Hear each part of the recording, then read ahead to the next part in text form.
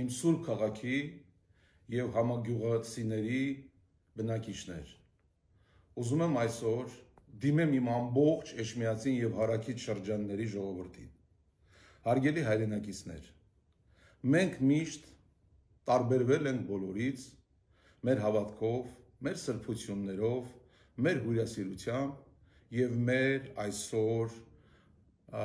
ապրած կյանքով։ Եկել է ժամանակը, որ մենք ցույց տանք ով են իսկական էջմիածնեցիները։ Հարգելի հայրենակիցներ, առաջինը, որ ես եկա Հայաստան,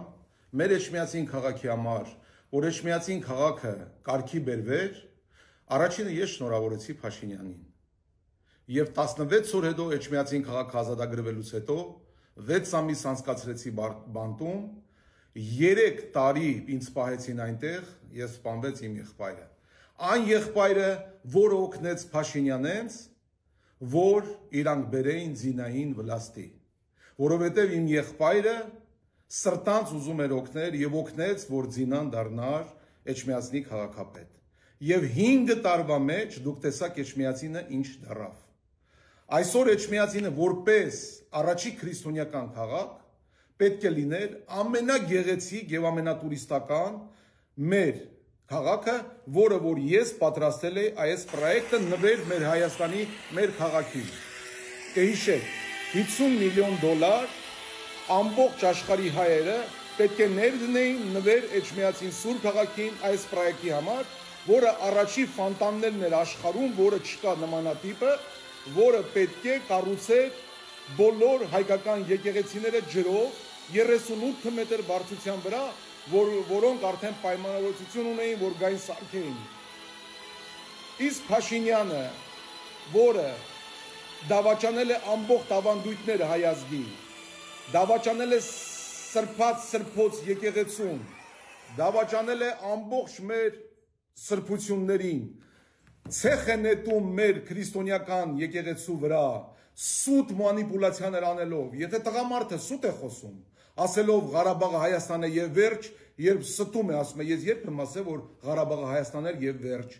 որ ասում է դուք պետք է դառնաք Հայաստանի մի մարզը, ասում է, ես երբ եմ այդպեսի բնարարել, դա ադրբեջանական տարածք է։ Այսինքն 6 տարվա մեջ ինչ ասելա ստելա։ Հիմա այս ստով նա եկել է մեր սուրբ քաղաքը աղավաղելու, վերջնական ցույց տալու, որ կարող է վերացնել միակ քրիստոնեական կենտրոնը։ Դա չի ստացվելու, հարգելի հայրենակիցներ, որովհետև այսպիսի տղաներ եւ իմ նման տղաներ Էջմիածին քաղաքում 90%-ն են, որոնք կռվելու են իրանց սրբության, իրանց խաչի եւ իրանց սրբությունների համար։ Ինչի համար, որտեղ ծնվել են վանքի ղողանջների տակ, մեծացել են հայկական աղոթներով եւ հայկական ավանդույթներով։ Հարգելի հայրենակիցներ, իմ սրտի խոսքը ես տալիս եմ Սևակին ինչի համար, ճանաչելով նրան դոցենտ տղա լինելով նա, ճանաչելով նրա տատիկին, որը մեր դպրոցի ուսմասվարն է եղել, ինձ դասավանդել է, կրթել է, մեր ամբողջ դպրոցում ինչ հարգանք է վայել, նրա հորեղբայրը Մեհերը մեր հետ ֆուտբոլ է խաղացել, մեր ընկերն է, հորեղբորս տղա ընկերն է, եւ նա մեր կողքի շենքից դեռ մանուկ հասակից ճանաչել եմ։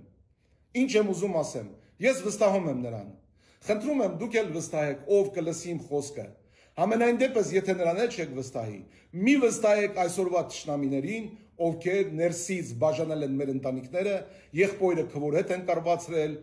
ովքեր բերել են աշխարհի ամենավատ ու ամենաանհարգանք բաները հայ ազգի նկատմամբ, որտեղ աշխարհի բոլոր ծայրերում հայեր արդեն ամանչում են իրանց հայ անվանելու այս կառավարության շնորհիվ։ Դրա համար հարգելի հայրենակիցներ, նորից մեկ անգամ բոլորով այս գիշեր քնելով, հասկանալով մեր թասիբը, հասկանալով մեր Էջմիածնի քաղաքի ուժն ու զորությունը, որի մեջ ապրում ենք, գործում ենք եւ ամբողջ աշխարհի վրա որտեղ լինելով պահում ենք Էջմիածնի սուրբ անունը, որտեղ դա միակ Աստծո տունն է, մեր հոր տունն է, որի համար